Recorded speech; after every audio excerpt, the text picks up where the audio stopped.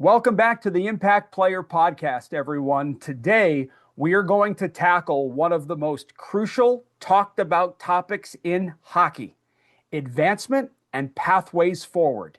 Today, I am joined by three TPH team members with great background and perspective on this topic because they live it every day. From TPH Nashville, we have Vinny Bohn joining us. Vinny is a North American Hockey League general manager. We also have joining us today from TPH Nashville, Mike Barra. Mike is the Director of Player Development for Sioux City in the USHL. And from TPH Virginia, we're really proud to welcome on Doug Shepard. Doug is a certified NHL player agent. These three individuals have great background, they have great perspective, and they have lots to share. So let's dive in.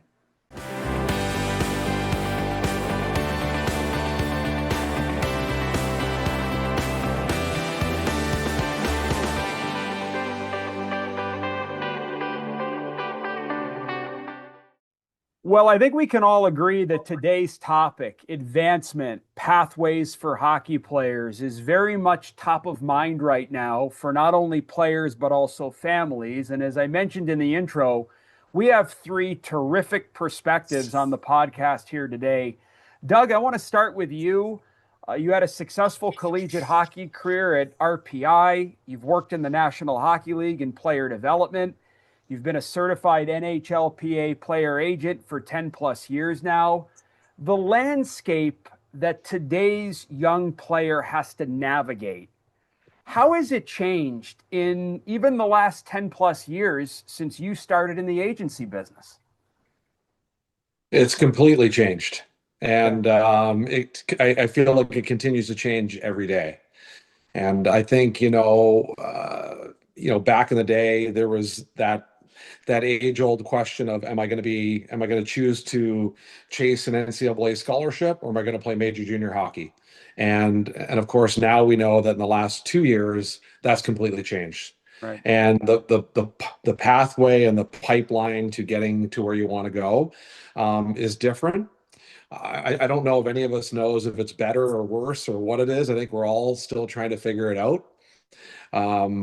But good players are still good players, and the important things are still the important things when it comes to improvement and trying to get better and chasing your dreams. So, but I mean, the short answer is it has completely been flipped sideways in the last couple of years. Mike, you've been coaching for over 15 years now at various levels. I think what's really impressive about your background is you've been with Sioux City, if I'm not mistaken, for 11 years in scouting and player development roles. What have you seen from your vantage point? Do you agree with Doug that it's a lot different today? And if so, in what ways does it look and feel different to you for players? Yeah, it's definitely different because I think, back when I probably started, there was still always that, age old thing where you tell a player to do something and they do it, right? And now you're running into the spot of, why should I do it? How is it going to benefit me?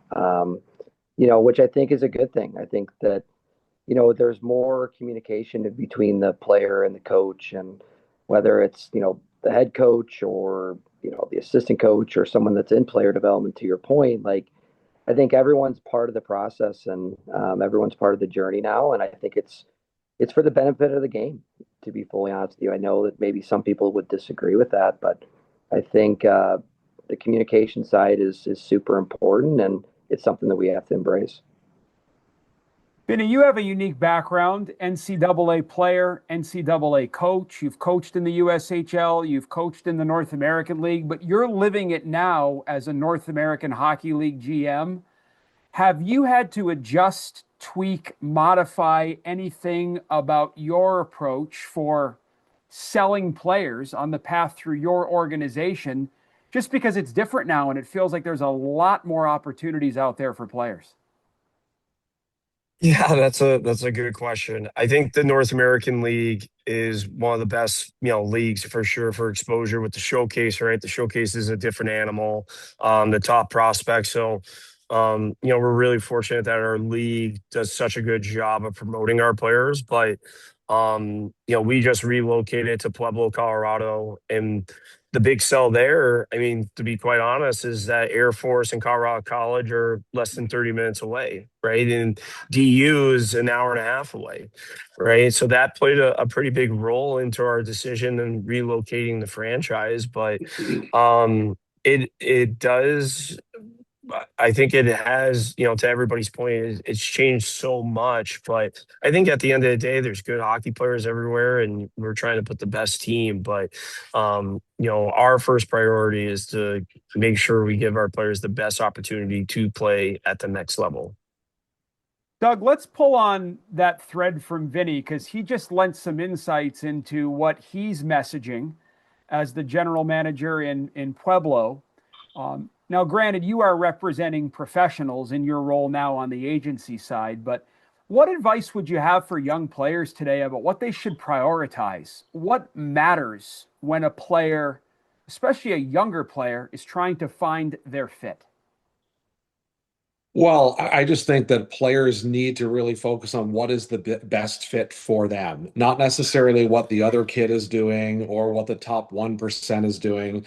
I mean, you'll get kids looking at a player that's, drafted in the first round of the USHL or the CHL, and they want to follow that path to Kitchener or Sioux City or whatever. And in a lot of cases, it's not their path. Their path could be going to Pueblo as a 17-year-old, playing there for two good and starting at the bottom of that lineup, developing there and under a good program, playing there for 2 years, and then all of a sudden they're a prospect and they're catching up to the guy who was drafted at 16 in the first round of Sioux City. And I think that's where some of the kids and the families go astray, is they're following the next person and not looking at what's the best fit for them. And there's a lot of good junior leagues out there. Like, the North American League is a great league. It's a big, strong, heavy, fast league.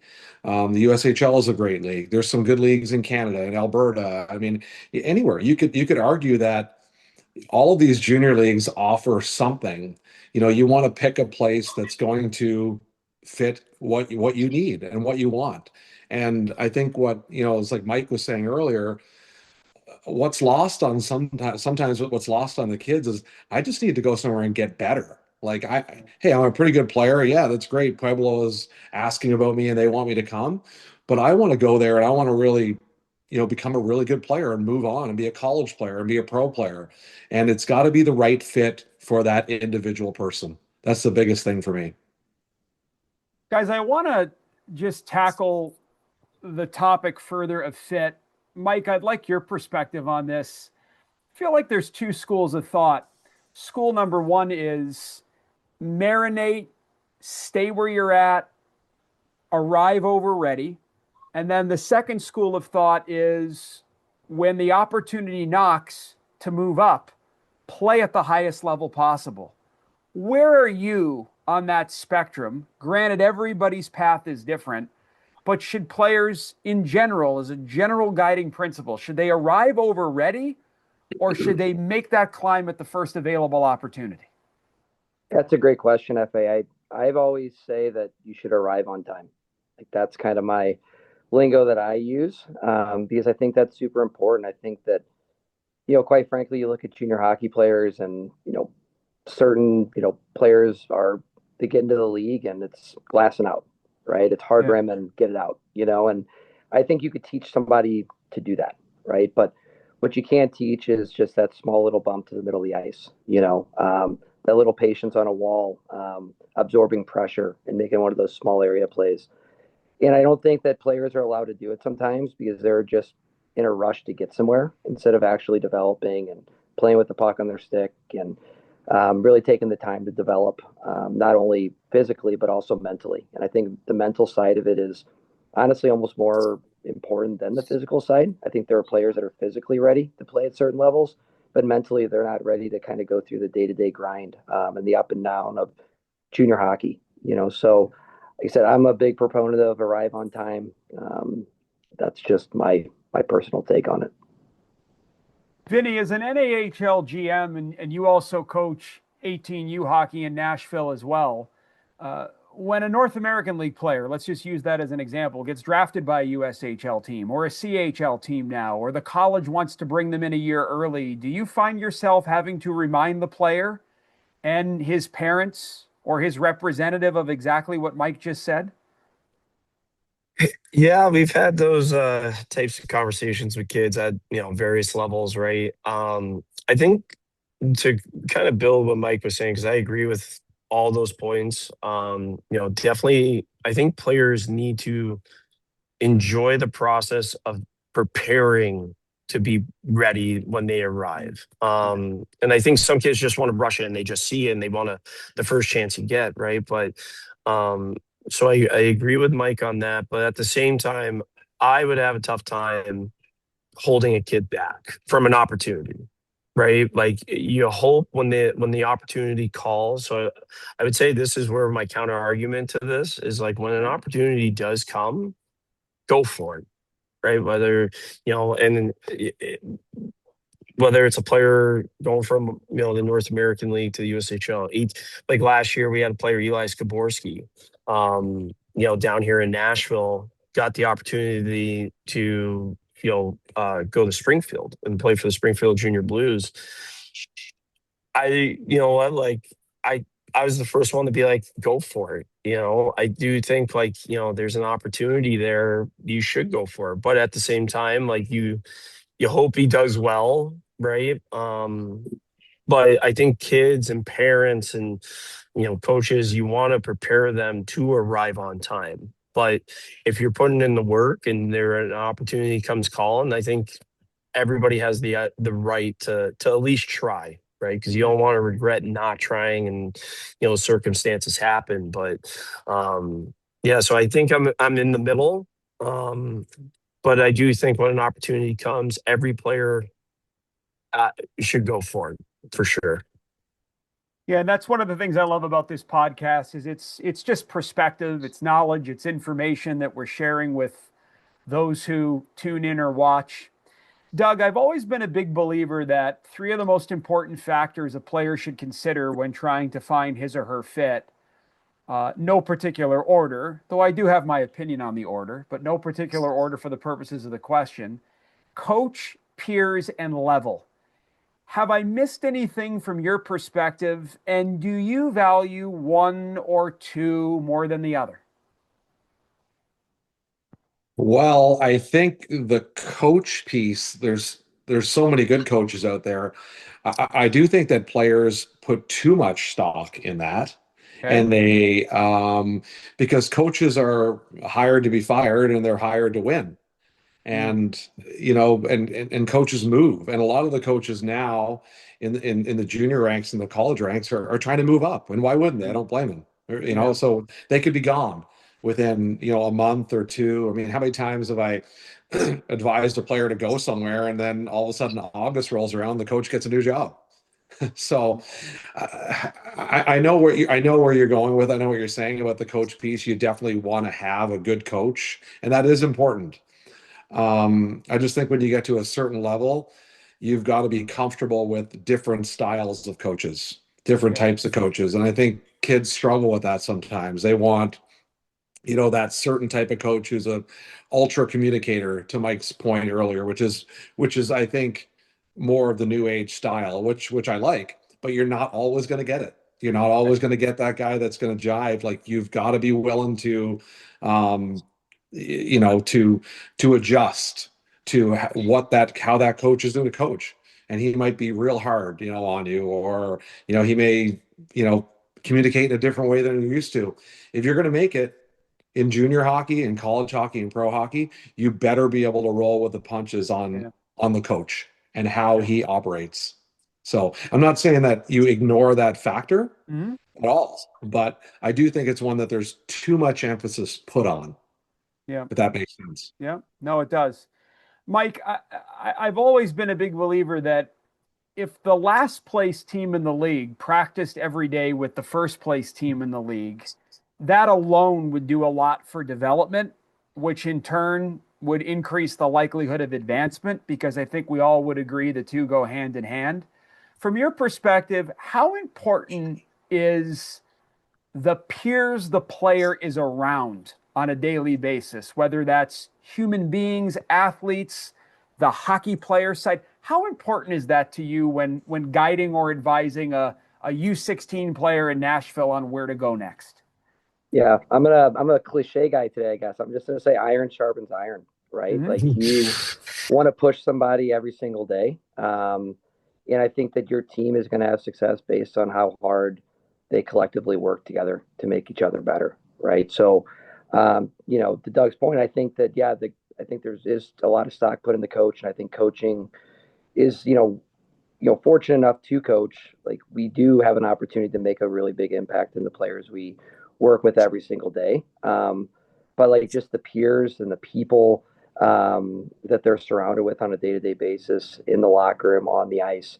I'm going to pull up another podcast. I'm obviously worked with Jeff Lavecchio and in St. Louis and Topher Scott I've gotten to know as well. And they always talk about, I'll show you, how successful someone's going to be in life based on the 5 closest people to them.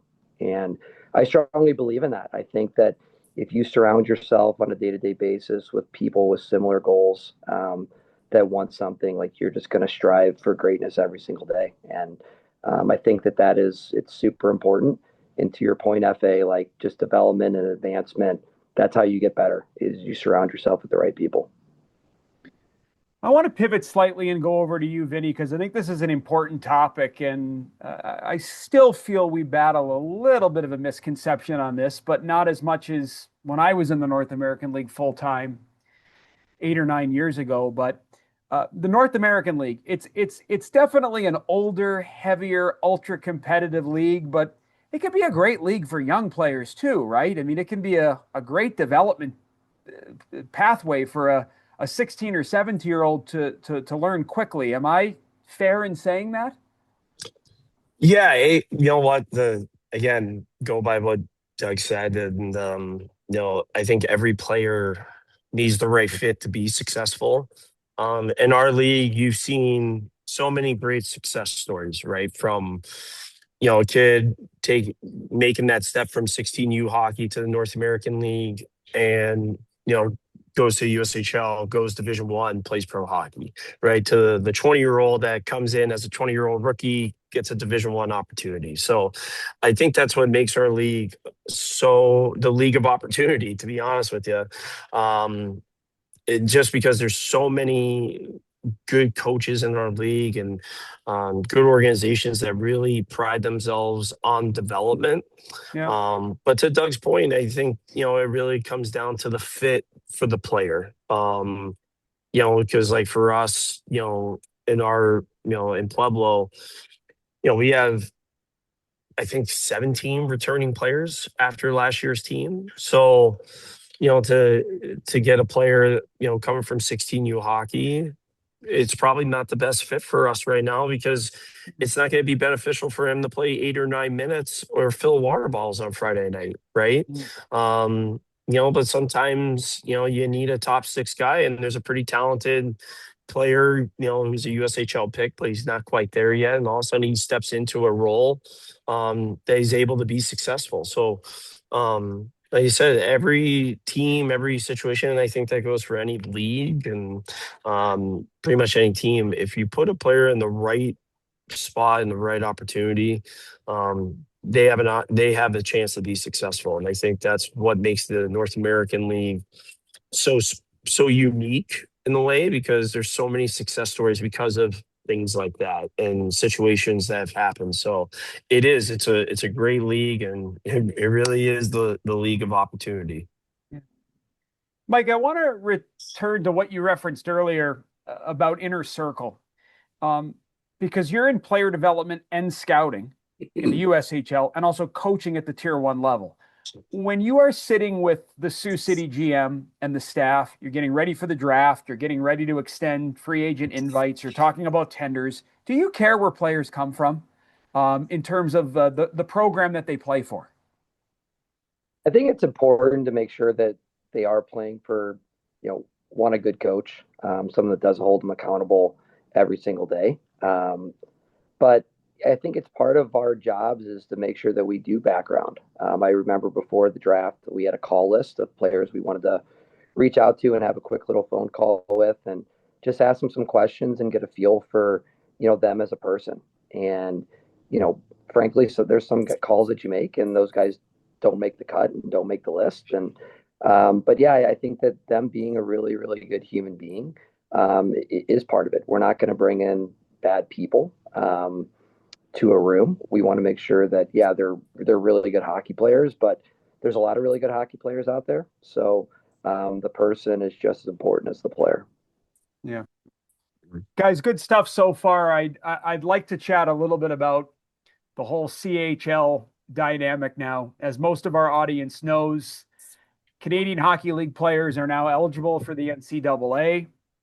Professional hockey players can play now in the NCAA. The landscape is definitely different these days.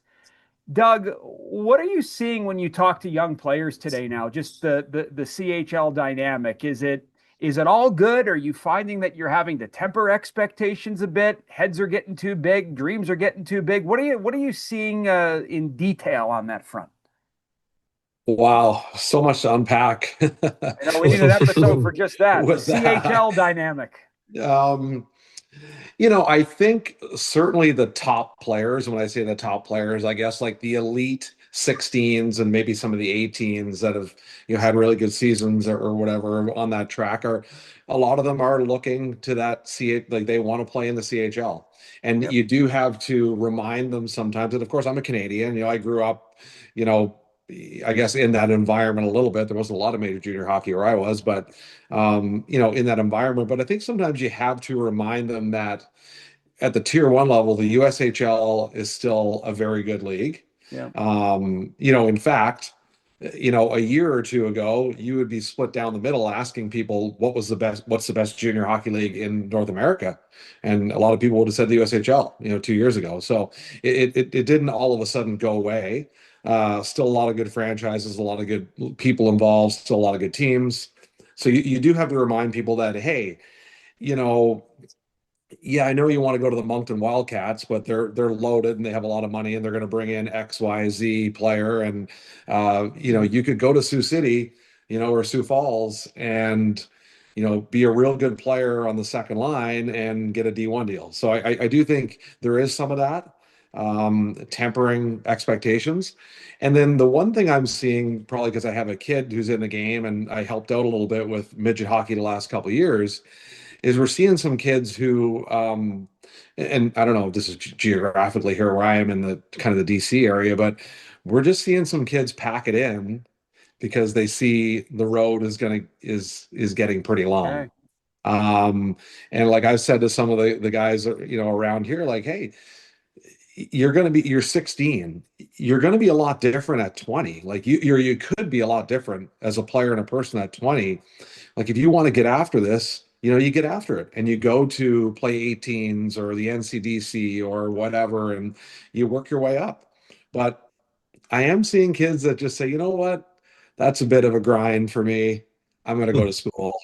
And I've actually seen that quite a bit. So I think I guess that's not directly answering your question, but I do think that the pathway of the CHL being the kingpin now is leading to those types of decisions that kids are making.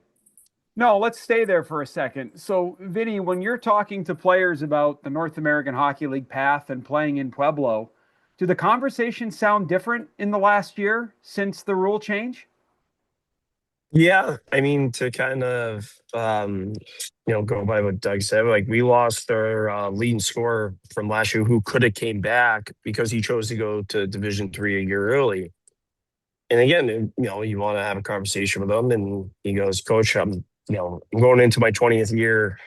I don't think D1's in my cards." And it's like, well, why don't you rethink it, because a year an opportunity might come up, right? And that's what really the North American League is for. And he chose to go play Division 3 hockey, and we're really excited for him. But there is more of those conversations for sure, especially guys in our league that instead of playing the 2 years and then playing their 20th year and hoping for that D1 deal,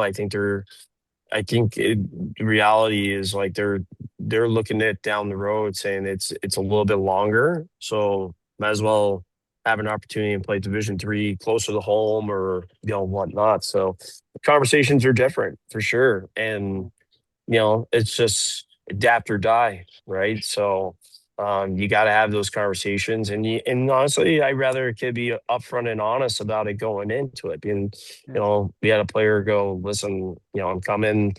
And I think the D3 world is changing as well, right? Like there's a lot of talk of the CHL and Division 1, but I mean the D3 guys, they're recruiting too, right? So you're recruiting against those guys where we did it a couple years ago, but now you're recruiting against those guys. So it's not standing still. It's always changing right now. The junior world is is constantly moving, it seems like. Not that any of us are old here, but maybe I'm showing my age and experience a little Maybe bit. me. But when I hear stories about a 19-year-old or a 20-year-old feeling rushed, and I can certainly understand in today's world why they would feel that way, man, it just makes my stomach churn because Mike, like, they're so at the beginning. It's like to Vinny's point, and every individual scenario is different, but what's one more year when you're 20, 21 years old? I mean, try being 38 and then 50 and you look back and you wish you were 38. Like, do you find that you have to calm these kids down and just remind them about the journey? Yeah, I mean, I think they just got to live in the moment more. I think everyone's in a rush to do everything. I mean, it almost brings me back to the comment I made about arriving on time. Like, there's no hurry for anything. I mean, like I wish I could go back and make different decisions, like with a lot of things in life, like not just hockey related. And I think that, as you, gain that experience, I mean, it only makes you a stronger human being. And I think that's the beauty of hockey in a nutshell. It's not just the hockey element, it's the person element and the experience element. And gosh, like, yeah, you might be a 21-year-old freshman and you might end up playing club hockey, but heck, you could still probably go play pro in Europe for 5 or 6 years and make some money and see some awesome places. So I think that everyone's in a rush to do something, and it's a rush. I mean, you see it heck with 13-year-old players rushing to get the AAA logo, or the 16-year-old player who's in a rush to just say they're playing junior hockey somewhere or anywhere. Just think they just need to embrace the journey a little bit more, and to Vinny's point earlier about just trusting the process and going through all of it, because I think there's just so much learning, whether it's through success and failure, that a player can have throughout their life. Mike, this question for you, I'll admit, is a little selfish and self-serving. I'm genuinely curious. Did the new or does the new landscape, the rules, the CHL dynamic, does that affect your draft preparation, your draft process, and your draft execution in Sioux City? Take us behind the curtain as much as you're comfortable sharing. Yeah, I mean, obviously there's probably a little bit of change with it all, but I think it's I talked about a little bit earlier about just having those pre-draft conversations, like talking to players. What league are you interested in playing in? Would the USHL be a league that you would like to come and step into? But I think with everything, I think it's for us. I think it's a good thing. You want to have competition. You don't want to just be stuck in the mud and not change. I don't think that's not good for anybody, right? So obviously, there's been adjustments that had to be made, and but I think it's a good thing. I think it's great for the game, to be honest with you. I mean, there's more opportunities for players, and with more opportunities, it makes sure that everyone stays in line and does their job. I think you see it all the way down in youth hockey now. I mean, we are recruiting our own players. Like, for the 16U AAA Nashville Junior Predators, like, I'm going to have to recruit players back in October and November that I currently have on my team. And it's no different in junior hockey. And I think it's a good thing, because the best way to recruit is do your job and do it better than anybody else, and care and communicate, and focus on development. And I think when you focus, internally on what you can do every single day to make the player better and make the organization better, you're going to be fine in the long run. So I think that's just where the focus is making sure that you're putting your best foot forward every day. Vinny, you're in Pueblo now, obviously relocating from Chippewa Falls, Wisconsin, your team that is, but you're also in a league that is now taken on westward expansion. They've added more teams. Mike, the USHL has articulated a desire to move west and start a Western division, which we've heard rumors about for several years now. Vinny, I'll go to you first, and then Mike, I'd like your take. Is this simply about providing more opportunities for players? Is this all good from your guys' perspective? This expansion west, more teams, more opportunities, is it all good stuff?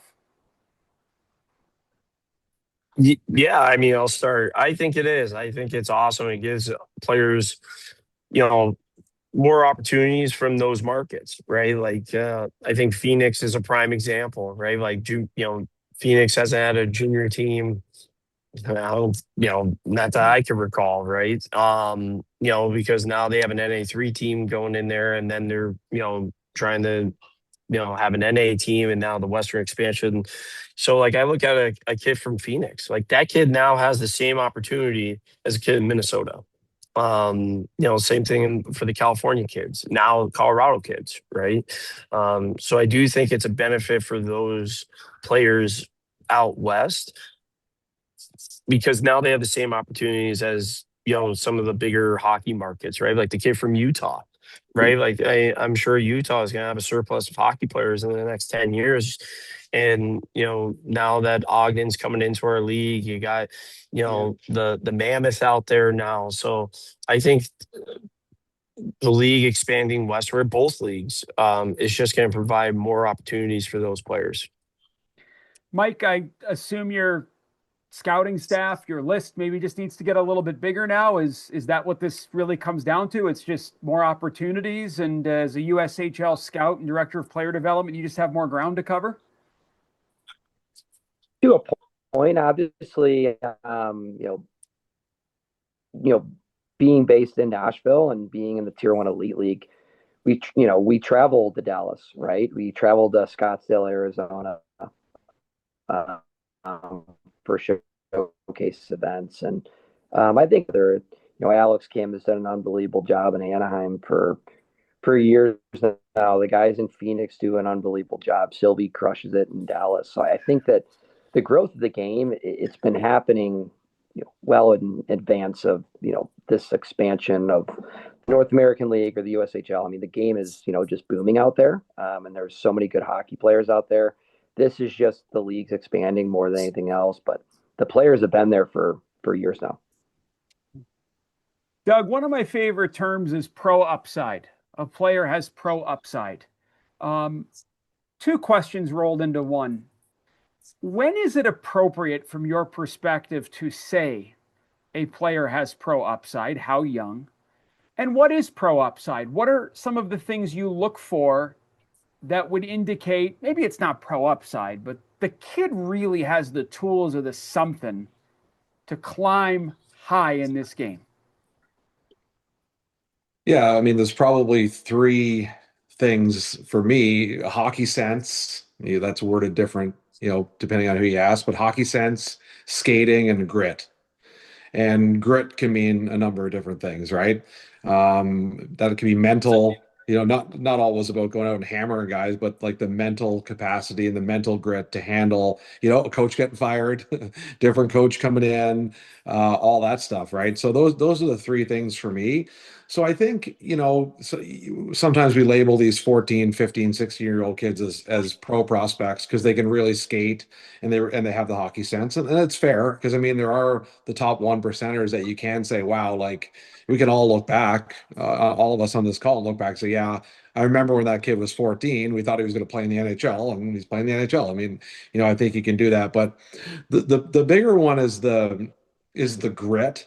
And the mental, I guess more the mental grit, because you get players that have those first two, and then they hit that adversity in the USHL or with the program or in college, and they can't handle it. And that's the big turning point for me is can the person really handle that? Yeah. I think all levels and organizations and scenarios can do a lot to help players with that. But Vinny, that's one of the things I loved about coaching in the North American League is I really felt that that league at that time helped push players through that. What are some things from your perspectives players can do when adversity hits to build that oh so important quality Doug is referencing, resilience? Because as Doug said, scouts, evaluators at the next level, yourself being one of them, Vinny, you're asking about this. You're trying to gain insight into this. You're trying to gain some insight into what the player is going to do when the you know what hits the fan. How do we help players with that? That's a really good question, FA. And to be quite honest with you, I think it's more helping the parents than it is the kid. Because I really do think a lot of the mental toughness comes from mom and dad. Um, because we deal with the players at the rink and video and the hockey stuff, the fun stuff. But when they get in the car with mom and dad, they're hearing something maybe completely different, a different message, or they could be talking about kids on the team or the other team, and the kid on the other team who's drafted in the first round, right? Like, and that just puts so much unnecessary drama or unnecessary pressure on these kids, and it's a lot. And I'm a big advocate for mental health because I mean, coming to the rink should be fun at any age because you want them to enjoy the grind of it and working hard and being coached hard and whatnot. But I honestly think a kid being mentally prepared really starts with mom and dad, in my opinion. And to be honest with you, that's kind of a big thing in our recruiting process is getting to know the parents. Yep. Because there is a difference between a dad that works 9 to 5 and a dad that is banging on the glass and is into it a little bit, maybe more than the player. So, I think the biggest thing for kids is making sure they have a strong support system away from the rink. And because if they have a strong support system, those are usually the toughest kids, maybe not, in the rah way, but definitely in the mental way. So, I think when parents understand that they are an extension of their son or daughter's scouting report, I think that's when a kid can come to the rink and put in the work and not feel any unnecessary extra pressure. Because we put pressure on them to make sure they work hard, make sure they're forechecking, and make sure they're back checking and whatnot. So, and like I said, our process is different, right? Like get to know the kid, what's his workout habits, like because usually the kid that loves the gym is the kid that is gonna work through anything. He loves the grind. But then the second question is what's his mom and dad like? What's his home life like? And like I said, if he has a strong support system, you're 9 times out of 10, you're dealing with a kid that's pretty mentally tough because he has a strong support system. I'm really glad, Vinny, you brought up the topic of parents and families. Mike, I know that you're very big on communicating with the families. I see how transparent you are. A lot of the newsletters and communications you send out to your NJP families. Do you have any do's and don'ts or tips and tricks for parents on how they can help the situation? And Mike, it could be from your perspective, hey, parents, do more of this. Or you know what? Consider doing less of that. What are Mike's do's and don'ts for parents? Because the cool thing about this podcast is kids listen and watch, but parents do as well. Yeah, it's hard. I don't know if I want to be as blunt as that of do's and don'ts. I will let the parents parent how they want to. I would just say that, I can look back at some of the players I've been really fortunate enough to coach, and people always ask me, what was a separator? I'll use a Cole McWard, for example, who, played a decent amount of games now in the NHL and carved out a really good AHL career. And I mean, from 12 years old, I've never met a better family, like a better mom and dad. So like to Vinny's point, like in the biggest thing that they did was they were supportive of their son. They let the coaches coach. If there was ever any big issues, they came and talked to me and were very cordial in the process. But more than anything, it's just letting the coaches coach. And then for me, what I always try to tell parents at the beginning of the season is just enjoy the ride and enjoy the experience that goes along with youth hockey, because it doesn't last forever. Um, we still care about these kids at 16 and 17, 18 years old, and then they are going to go into a point of their careers, whether it's junior hockey, where it does become a little bit more about just winning hockey games. So that relationship, maybe, yeah, they are cared for, but it also becomes a little bit more of a business. So I would just tell parents, just enjoy the ride of it all. I know that, heck, my mom still comes and watches me coach because she misses watching me play, right? So just really enjoy it. And I know it's tough sometimes because hockey is not a cheap sport, and that it's easy to get worked up over, whether it's regarding playing time or opportunity or this or that. But at the end of the day, like, hopefully you trust your coach, that they do have your player's best interest at heart, and that they should just enjoy the ride of it all.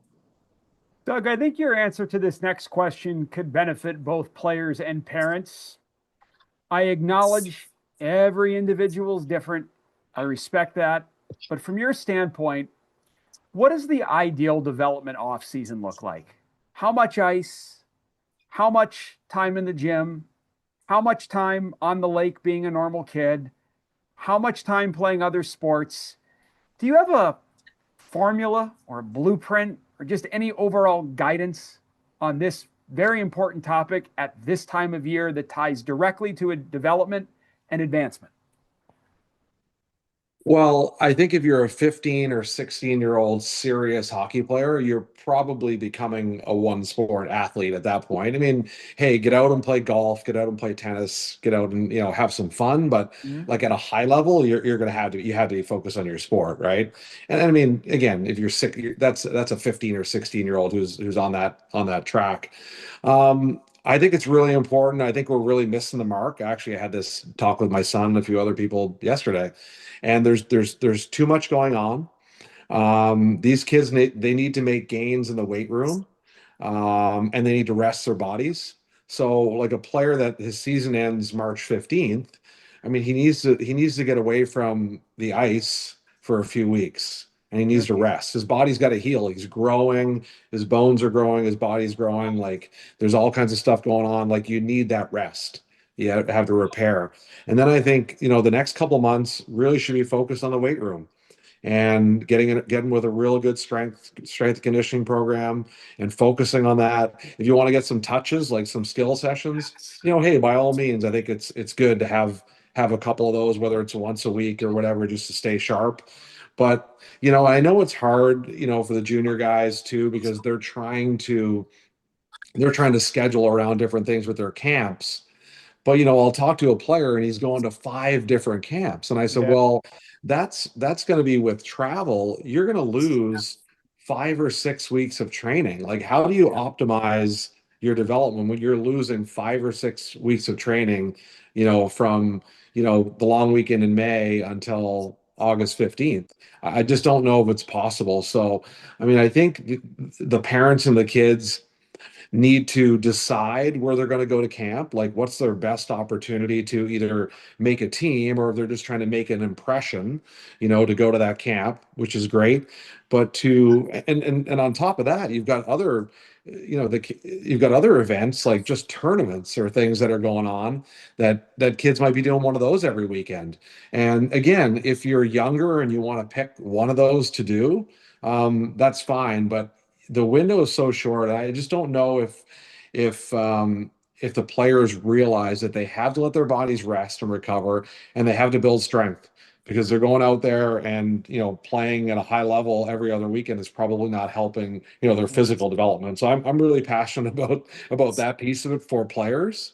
And having said that, I understand that they have to go try out and they have to attend camp, but they need to be selective.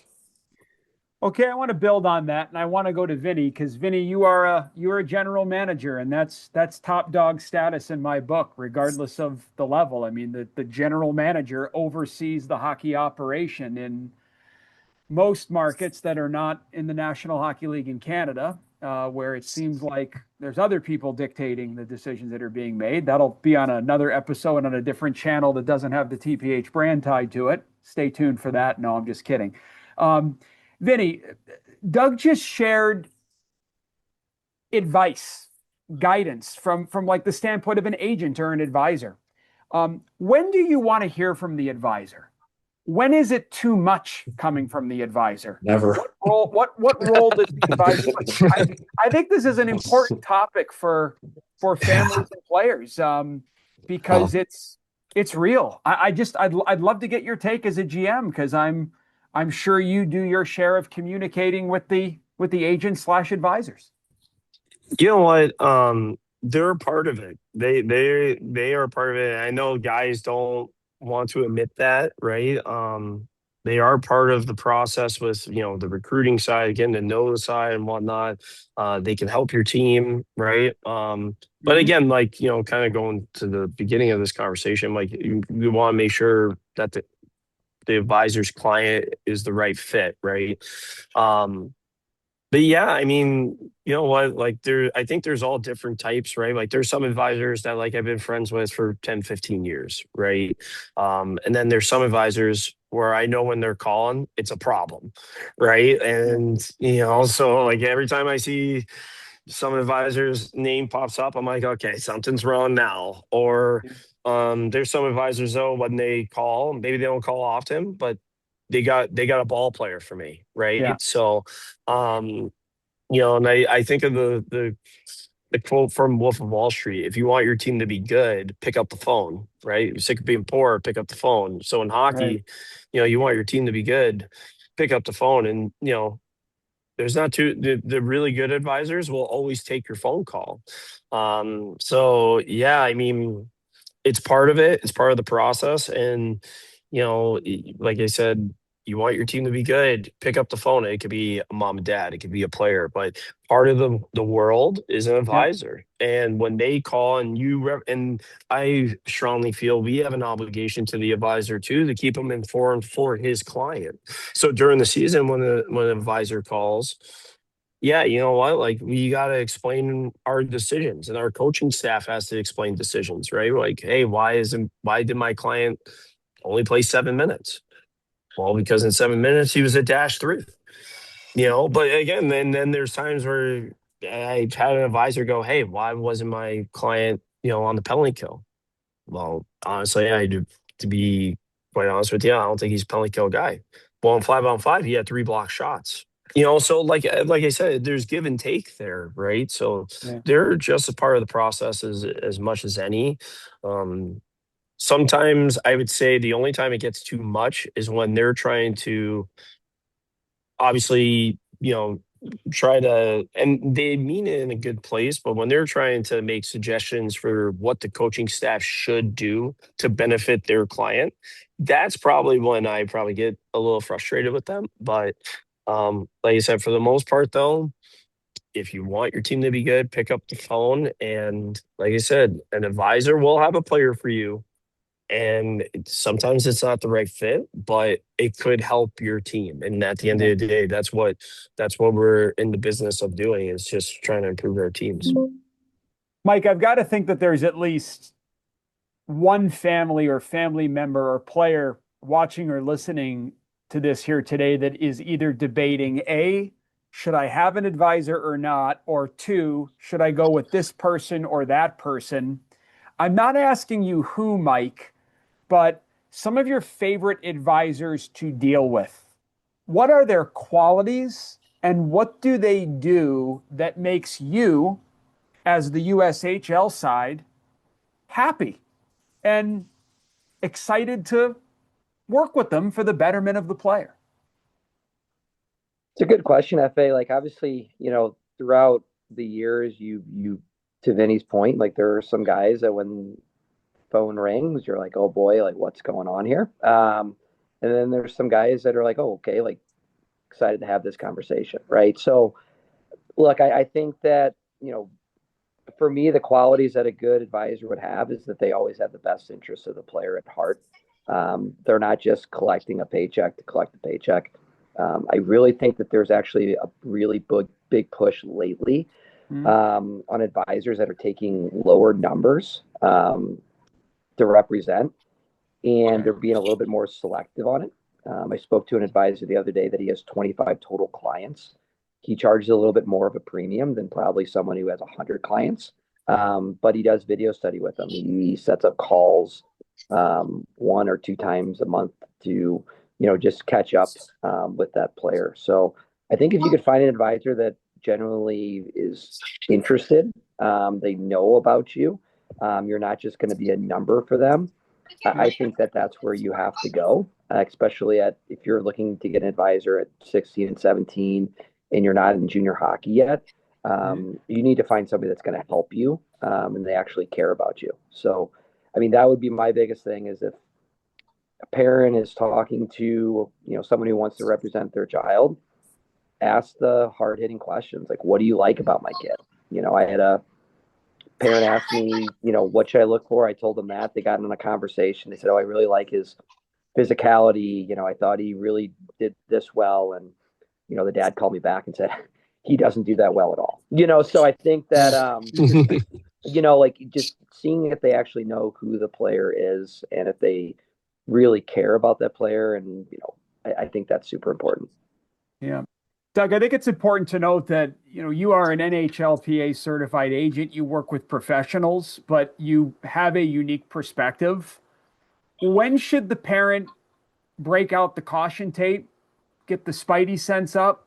What are some red flags to look for when they're being approached by an advisor about support, representation, paid, unpaid, etc.? Break it down for us if you're comfortable. Well, I think the guys did a pretty good job there, actually. I mean, they kind of hit the nail on the head, really, with a lot of the points that they already made. I think again, it probably comes down to a personal fit. And if a guy doesn't, he's got to know you. I mean, I guess I can sort of see, a few scenarios now with video and whatnot, and the way we're connected, where you haven't seen a lot of the player or seen the player where you could take him on, but. I mean, for me, I've always been about like the personal relationship. There's got to be like a pretty deep personal relationship there to kind of move forward. And I mean, again, this is another area that's changed so much, right, guys? I mean, it's 10 years ago, nobody had an advisor, and 15 years ago, when I started, there was no such thing as an advisor. It was just guys trying to be agents, trying to recruit the top players and hoping they hit a home run. And then, I think it really kind of took a life of its own during COVID when we entered the first phase of like nobody knew what was going on, where do I go, or, and then that's when the paid advisor became a little bit more mainstream. And I certainly think there's with the landscape, and I mean let's face it, I mean all of us on here now, we're all trying to navigate things. So imagine a parent who knows nothing about hockey. I mean, a good advisor can be a very good very good person for you to have in your corner. There's no question about it. But I always go back to the personal relationship and the fit. And if the person was just taking it on, for a paycheck, or if the advisor just doesn't have the knowledge, and there's so many of those guys out there. I was surprised when I heard like some things that have come out of guys' mouths where they don't know, like they don't know the landscape, and they're advising. I mean, you need to be in the know and know what's happening in this landscape. So that's the biggest thing you got to be careful for, and do your homework. And I think you have coaches now, like Vinny and Mike, they're in the tier one world, so they know the landscape better than anybody. They're going to know everybody from not just above but below, and so just, you have to find, if you can find a good coach who can, and I think parents sometimes are a little, you guys, you might agree with this or disagree, but I think parents are sometimes, they like to keep that like information to themselves. They wouldn't want to ask you guys, right? Whereas I would be the first one to say, like, because there's so much going on with movement, but be like, ask your coach. If you have a good coach who's been doing this for 15 years, like they're going to know the landscape above and below and where you're at. Yeah. So I think that's what parents should do as well is lean on, somebody who's in the know. Guys, last topic, last question. I feel like we could do this for another hour or two without even trying hard, but I want to capsule it here. The CHL draft is complete. USHL draft is complete. North American League draft is complete. I think most tier 1 and tier 2 youth teams are picked. Not all, but most are. We'll go Vinny, Mike, and Doug. I want to get your take on this. Vinny, we'll start with you. There are some kids out there right now that feel passed over. They're low on motivation. They feel a little lost. What advice do you have for them in regards to the immediate path forward? That's a deep one. You know what? I think it goes back to how good your support system is, and like how bad are you willing, to work for it, right? It goes back to, what Doug said in the summertime, like putting time in the gym, right? Like, and you know what? You should feel angry. You should feel upset that, like you feel that you passed over. But you know what? People make mistakes, right? Like, I mean, we're in positions, and I'm so fortunate to have come to Nashville, and I get to work with Mike, every single day, practices right after us, and like, I think the big joke me and Mike had was, especially with his time in the USHL, and now being in the general manager position, we don't get it, right? Like, parents and kids will be like, you don't get it. You don't get it. And man, I tell you, we're all human, and coaches and general managers and scouts and people, they get it wrong too. They do. But you know what? Like, where you're going to take steps if you feel like you're passed over, well, it's time to put in more work. And again, if you keep working hard, because it's always the kids that, are the most persistent, are the ones that are still playing at any level, right? And it's the kids that they might not be the best players, but the kids that are the best at getting better are the ones that always find a home at the end of the day. So Yep. That's my advice to any kid that feels like they got passed over is don't feel like you're, a money grab. Don't listen to, hey, you should like put in the work. Go put in the work, listen to your mom and dad, and, mom and dad, if you're, be supportive. But again, if you feel like you're passed over, go do something about it. Yeah. Mike, what do you think? Yeah, I was fortunate this year. Our GM in Sioux City, Sean Clark, came and talked to our 16 team in Fargo, and basically said hockey's a matter of attrition. Like, are you willing to stick with it longer than the guy next to you and the guy across from you? Like, you're going to have your ups, you're going to have your downs. You're going to be cut along the way. You're going to miss shifts. You're going to be the top guy. You're going to be the bottom guy. But you just got to just embrace it and understand, like, the guys that stick with it the longest are the ones that are going to be the most successful. Whether it's hockey or life or anything that you do, just stick with it. And like I said, embrace the journey part of it. So I think that's the best advice I can give players and parents is, it's just, it could be a little speed bump in the journey, but just, keep on knocking on the door. Eventually you'll knock the thing over. Doug, I'll give you the last word. Well, this time of year, April, May, and June, parents and players stop looking at Instagram and seeing this guy tendered, this guy drafted, or somebody putting their own post up with them signing a piece of paper, that all this stuff, because it doesn't mean anything. Because a guy that Mike drafted or a guy that Vinny drafted that's not ready, that comes in, they're going to get cut. There's a spot for you. And it happens all the time. That's not, like it happens in bigger numbers. You look at I'm not sure how many tenders North American League teams and NCAA teams get and how many draft picks, but I don't know, let's say there's 15. I mean, a lot of those kids are not making the team. A lot of those kids that put the Instagram post out with the jersey on and the piece of paper and the t-shirt, they're not making it. So that's your spot to go and take. That's what I would say. Brandon Bussey. And this is Yeah. where I drop the mic and we end the podcast. No, Yeah. guys, thank you so much for this. Really appreciate you making some time. Great perspective, great viewpoints. And that's what we're all about here on the TPH Impact Player Podcast. We'll see you next time.